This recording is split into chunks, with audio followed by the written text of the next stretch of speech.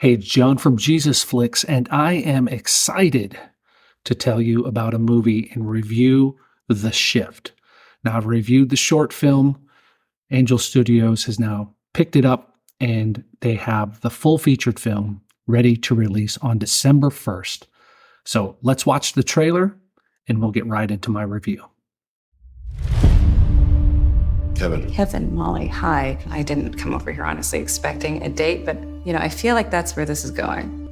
There's the bad thing that happens. Nice to finally meet you, Kevin. I'm the Benefactor. Where's the accident? What happened? There was no accident here. Where did everybody go? They didn't go anywhere. You did. Where's my wife? I shifted her. I won't ask nicely. I will find a way. What do you want from me? Work through me and get back with the woman that you love. What if the bad thing tears us apart? Does that sound like something either one of us wants to endure?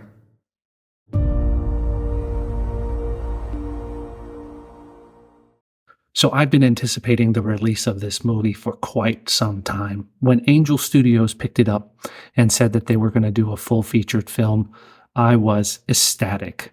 So I went into this wanting it to be good, and I was not disappointed. Let's get into some details, and then we'll get into my matrix that I use when reviewing a film. So The Shift is rated PG-13. It's got a runtime of about an hour and 55 minutes, I think.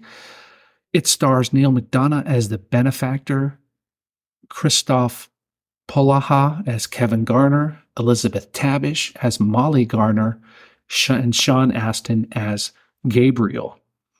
It's a modern retelling of the story of Job, and I think they did a fantastic job with it. So let's get into our matrix here and talk about the story. Well, the story is exactly what you would expect it to be. If you are familiar with the story of Job, you're going to recognize the plot beats pretty quickly.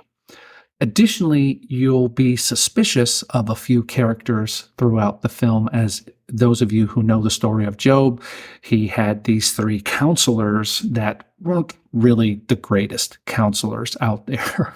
So while the story does not track exactly with the book of Job, I think it does a great job of capturing the themes and the concepts of the book of Job without trying to do, okay, let's take Job's life and just project it into the future and take what's in the Bible and project it into the future. So characters. The characters in here are well written. They are fully developed. I was invested in the story because of how the characters were interacting with one another. Neil McDonough just does a bang-up job as the Benefactor, and you kind of get this idea of how he is so manipulative, but at the same time makes it seem like he's not that manipulative. The Kevin Garner character really conveys, you really feel his struggle. He feels fleshed out, and he also, you can feel his struggle throughout the story. The character of Molly Garner is wonderful too. She is there just as Kevin's inspiration and Kevin's drive to get out of this situation that he's in. It's just absolutely, absolutely wonderful. And all the other characters too. They're just well written. Even the ones that just show up briefly, the characters are well written, and you really feel like you're invested in them. And at times when you're expecting a twist, the twist doesn't come, and so that's great too, right? So you expect something to happen and it doesn't happen. Just shows great writing all around. So with that said, let's get into the execution of the film. It's filmed well, it's acted well, it's directed well, and the sound design is great as well. I don't recall hearing very much of a soundtrack, and there may be a soundtrack throughout. Uh, I'd have to go back and rewatch the movie, and I do plan to watch it in theaters. But I don't recall hearing the soundtrack. And sometimes that can be problematic in a film, right? You need the soundtrack. It's usually another character in the film, and it conveys emotion in a certain scene, or it can convey, sadness or whatever emotion you're looking to convey.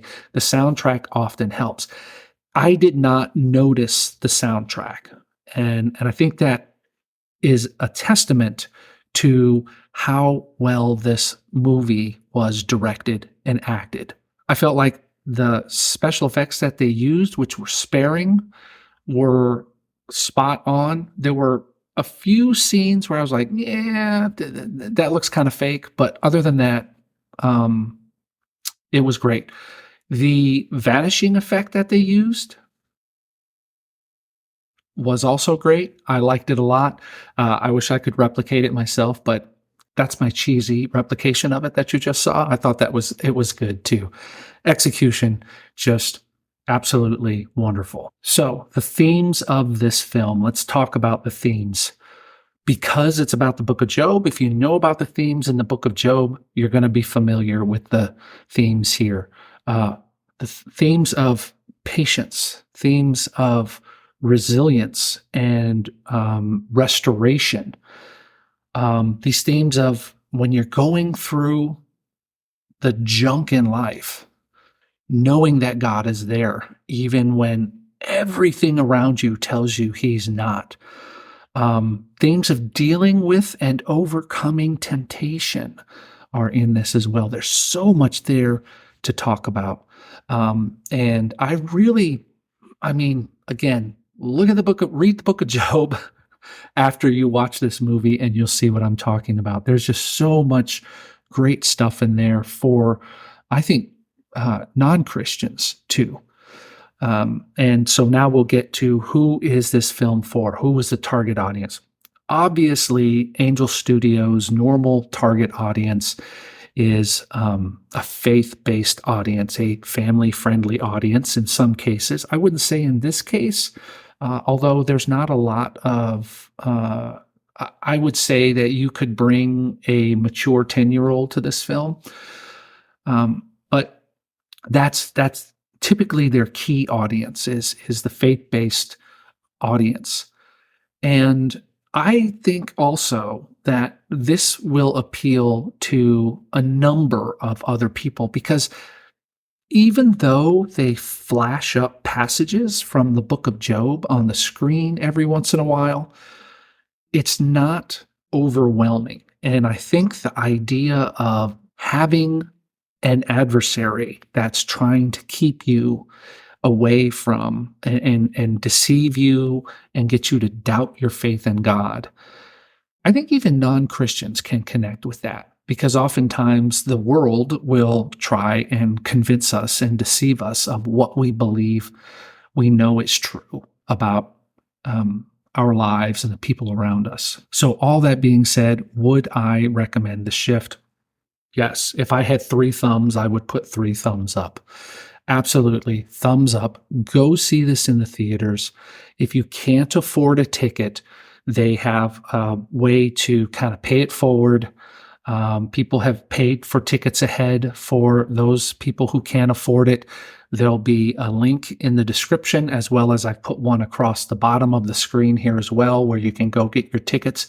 If you are in a position to pay for tickets for someone, use the same link, and you'll be able to then see how you can pay for tickets for other people. But I highly recommend that you go see this film while it's in the theaters. It has set a bar now, I think, for Christian filmmaking. And I use the term Christian filmmaking. I know that some people are like, well, they're Christian filmmakers. Some of them are Christians. Not all of them are Christians.